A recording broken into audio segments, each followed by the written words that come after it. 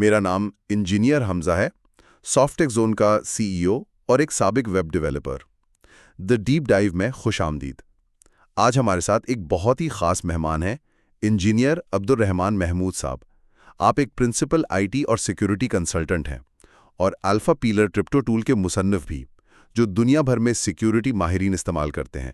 بہت بہت خوش آمدید۔ بہت شکریہ بلانے کا، یہاں آ کر ہمیشہ خوشی ہوتی ہے۔ تو آج ہم ایک ایسے موضوع پر بات کر رہے ہیں جو بظاہر تو صرف کچھ نمبرز کی کہانی لگتا ہے، لیکن اس کے پیچھے ایک بہت بڑی تبدیلی چھپی ہوئی ہے۔ حال ہی میں ایتھیریم نیٹ ورک نے روزانہ تقریباً 2.88 ملین ٹرانزیکشنز کا ایک نیا ریکارڈ قائم کیا ہے۔ ہمارے پاس اس موضوع پر ایک بہت تفصیلی تجزیہ موجود ہے اور آج ہم اسی کی گہرائی میں اتریں گے۔ ہم یہ سمجھنے کی کوشش کریں گے کہ یہ صرف ایک ریکارڈ نہیں، بلکہ یہ بلاک چین ٹیکنالوجی، DeFi اور شاید پوری دنیا کے مالیاتی نظام کے مستقبل کے لیے کیا اشارہ دے رہا ہے۔ جی بالکل۔ تو تقریباً 29 لاکھ ٹرانزیکشنز ایک دن میں، یہ نمبر سننے میں ہی بہت بڑا لگتا ہے۔ لیکن جو بات مجھے سب سے زیادہ حیران کر رہی ہے وہ یہ ہے کہ اس دوران ٹرانزیکشن فیس قابو میں رہی۔ مجھے یاد ہے کچھ سال پہلے جب بھی نیٹ ورک پر تھوڑا رش ہوتا تھا، گیس فیس اتنی بڑھ جاتی تھی کہ چھوٹی موٹی ٹرانزیکشن کرنا تقریباً ناممکن ہو جاتا تھا۔ تو یہ سب اتنی کم فیس پر کیسے ممکن ہوا؟ بالکل، آپ نے اس کہانی کے سب سے اہم پہلو کو پکڑا ہے۔ یہ صرف نمبرز کا کھیل نہیں ہے، یہ ایتھیریم کی شناخت میں ایک بنیادی تبدیلی کا ثبوت ہے۔ ہم اسے اب صرف ایک سمارٹ کانٹریکٹ پلیٹ فارم نہیں کہہ سکتے، یہ اب دنیا کا ایک ڈیجیٹل ٹرسٹ لیئر یا ایک عالمی فائنینشیل بیک بون بننے کی طرف جا رہا ہے۔ Financial back bone? جی، ایک ایسی بنیاد جس پر کروڑوں اربوں ٹرانزیکشنز کی حتمی گارنٹی دی جاتی ہے۔ یہ سوچ میں ایک بہت بڑی تبدیلی ہے۔ یہ صرف ایک ریکارڈ نہیں، یہ ایک نئے دور کا آغاز ہے۔ فائنینشیل بیک بون، یہ بہت طاقتور اصطلاح ہے۔ تو آئیے اس کو کھولتے ہیں۔ اس تبدیلی کے پیچھے اصل ٹیکنالوجی کیا ہے؟ آخر ایسا کیا جادو ہوا کہ جو کام پہلے مہنگا اور سست تھا وہ اب اتنے بڑے پیمانے پر ممکن ہو گیا ہے؟ دیکھیں، اس کا سہرا بنیادی طور پر ایک ٹیکنالوجی کو جاتا ہے جسے ہم لیئر 2 یا L2 سولوشنز کہتے ہیں۔ ہوا یہ ہے کہ زیادہ تر کام جیسے چھوٹی موٹی ٹریڈز، سواپس، گیمنگ اور دوسری ایپس کا استعمال اب براہ راست ایتھیریم کی مین بلاک چین پر نہیں ہوتا۔ یہ سارا بوجھ L2 نیٹ ورکس جیسے آربیٹرم، آپٹیمزم یا بیس پر منتقل ہو گیا ہے۔ اچھا، تو یہ وہی ماڈیولر بلاک چین والا آئیڈیا ہے جس کے بارے میں ہم سنتے رہتے ہیں کہ ہر کام کے لیے ایک الگ اسپیشلائزڈ لیئر ہو؟ بالکل، آپ نے صحیح پکڑا۔ اسے کہتے ہیں کام کی تقسیم۔ ایگزیکیوشن یعنی اصل عمل درآمد L2s پر ہوتا ہے، اور سیٹلمنٹ مطلب لین دین کو حتمی شکل دینا وہ ایتھیریم کی مین چین پر ہوتا ہے۔ صحیح۔ اس سے ہر لیئر صرف وہی کام کرتی ہے جس میں وہ سب سے بہترین ہے۔ L2 نیٹ ورکس ہزاروں ٹرانزیکشنز کو اپنے پاس جمع کرتے ہیں، انہیں تیزی سے پروسیس کرتے ہیں، اور پھر ان سب کا ایک چھوٹا سا سستا سا ثبوت ایتھیریم کی مین چین پر ڈال دیتے ہیں۔ یہ مثال تو بہت اچھی ہے۔ اسے سمجھنے کے لیے کیا ہم کوئی حقیقی دنیا کی مثال لے سکتے ہیں؟ ضرور۔ اسے روایتی مالیاتی نظام سے سمجھیں، جیسے اسٹاک ایکسچینج پر دن بھر لاکھوں کروڑوں شیئرز کی خرید و فروخت ہوتی ہے۔ یہ سب کچھ بہت تیزی سے ہو رہا ہوتا ہے، لیکن ان تمام سودوں کی جو حتمی کلیئرنس یا فائنل سیٹلمنٹ ہوتی ہے وہ مرکزی بینکوں کے درمیان دن کے آخر میں ہوتی ہے۔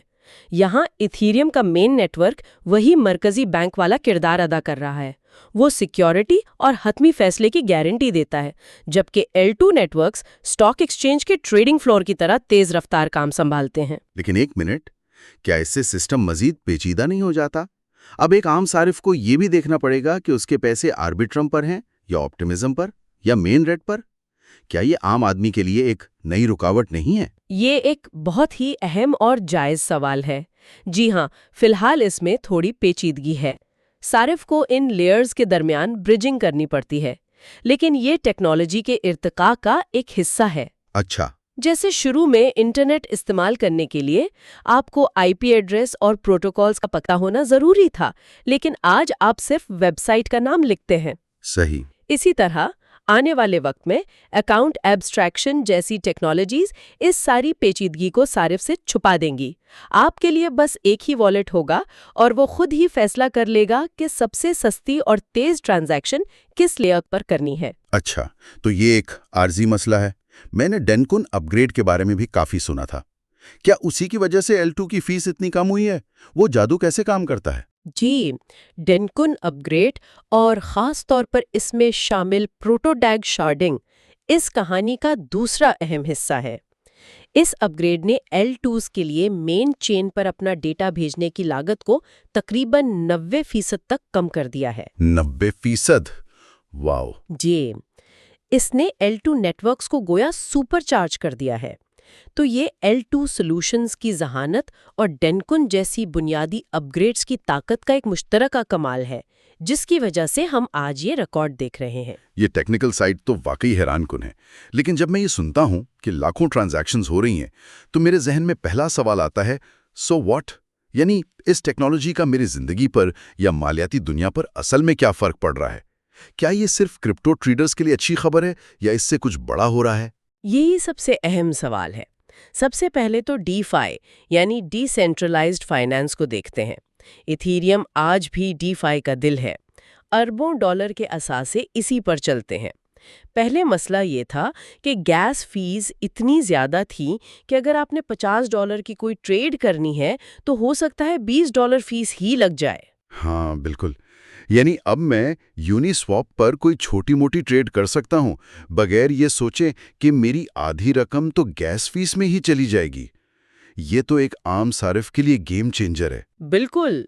अब L2 नेटवर्क्स पर ये फीस चंद सेंट रह गई है। इसका मतलब है कि अब ज़्यादा से ज़्यादा लोग डीफाई को इस्तेमाल कर सकते हैं। जब ज़्यादा लोग हिस्सा लेते हैं तो मार्केट में गहराई आती है, लिक्विडिटी बढ़ती है। और उससे भी अहम बात यह है कि डेवलपर्स अब ऐसी नई और दिलचस्प एप्लीकेशंस बना सकते हैं जिनका पहले तसव्वुर भी मुमकिन नहीं था, क्योंकि वो बहुत महंगी पड़ती थी। इससे जिद्दत का एक ऐसा तूफान आ रहा है जो पूरे इकोसिस्टम को आगे बढ़ा रहा है। ये तो हुई डीफाई की बात, लेकिन जब आप इसे आलमी फाइनेंशियल बैकबोन कहते हैं तो इसका मतलब है कि इसका मुकाबला रिवायती मालियाती निज़ाम से है। इस मैदान में ये कहाँ खड़ा है? देखिए, आज भी अगर आपने पाकिस्तान से अमेरिका पैसे भेजने हो तो इसमें कई दिन लग सकते हैं और बीच में कई बैंक अपनी फीस काटते हैं। ये एक सुस्त और महंगा निज़ाम है। सही। इसके मुकाबले में इथेरियम पर स्टेबल कॉइन्स के जरिए ये काम चंद मिनटों में चंद सेंट की फीस पर दिन के 24 घंटे, हफ्ते के 7 दिन हो सकता है। ये जो 2.88 मिलियन ट्रांजैक्शंस हैं, ये सिर्फ क्रिप्टो की स्पेक्युलेटिव ट्रेडिंग नहीं है। इसमें रिमिटेंसेस, पेमेंट्स और दीगर हकीकी मुआशी सरगर्मियां शामिल हैं जो अब ऑन चेन हो रही हैं। लेकिन क्या बड़े खिलाड़ी यानी बैंक और बड़े मालियाती इदारे इसमें दिलचस्पी ले रहे हैं? क्योंकि इनके बगैर बड़े पैमाने पर अपनाना तो मुश्किल है। वो अब भी इसे जादुई इंटरनेट मनी तो नहीं समझते। अरे, दो चीजें देखते हैं, सिक्योरिटी और स्केल यानी वुसत। इथीरियम की सिक्योरिटी तो पहले ही साबित शुदा है, लेकिन स्केल का सवाल हमेशा मौजूद था। अच्छा। ये 2.88 मिलियन रोजाना ट्रांजैक्शंस का रिकॉर्ड इस सवाल का जवाब है। जब वो देखते हैं कि एक नेटवर्क वीज़ा या मास्टर कार्ड के पैमाने की तरफ बढ़ रहा है और बगैर किसी मसले के चल रहा है, तो उनका एतमाद बढ़ता है। वो अब उसे सिर्फ एक असासा नहीं बल्कि एक इंफ्रास्ट्रक्चर के तौर पर देख रहे हैं जिस पर वो अपनी प्रोडक्ट्स बना सकते हैं। इसी से जुड़ा एक और तस्वुर है जिसका बहुत जिक्र होता है, रियल वर्ल्ड एसेट्स यानी हकीकी दुनिया के असासों की टोकनाइजेशन, RWA। ये इस पूरी तस्वीर में कहाँ फिट होता है? ये सुनने में तो बहुत मुस्तकबिल की बात लगती है। ये मुस्तकबिल की बात जरूर है, लेकिन ये मुस्तकबिल अब हमारी दहलीज पर है। RWA इस पूरी कहानी का अगला और शायद सबसे बड़ा बाब है। इसका मतलब है कि बॉन्ड्स, रियल एस्टेट, स्टॉक्स, यहाँ तक के आर्ट जैसे हकीकी असासों को ब्लॉकचेन पर डिजिटल टोकन्स की शक्ल में लाया जाए। क्या आप इसकी कोई मिसाल दे सकते हैं? जैसे फर्ज करें लाहौर में एक कमर्शियल इमारत है, उस पर यह कैसे लागू होगा? बहुत अच्छी मिसाल है। फर्ज करें वो इमारत 10 करोड़ रुपए की है। روایتی طریقے سے اسے ایک شخص یا ایک کمپنی خریدے گی، لیکن ٹوکنائزیشن کے ذریعے ہم اس عمارت کی ملکیت کے 10 لاکھ ڈیجیٹل حصے یعنی ٹوکنز بنا سکتے ہیں، ہر ایک 100 روپے کا۔ اچھا، اب کوئی بھی شخص چاہے اس کے پاس صرف 1000 روپے ہوں، وہ اس عمارت کے 10 ٹوکن خرید کر اس کا جزوی مالک بن سکتا ہے۔ واہ! اور ان ٹوکنز کو وہ کسی بھی وقت کسی بھی ڈی سینٹرلائزڈ ایکسچینج پر سیکنڈوں میں بیچ سکتا ہے۔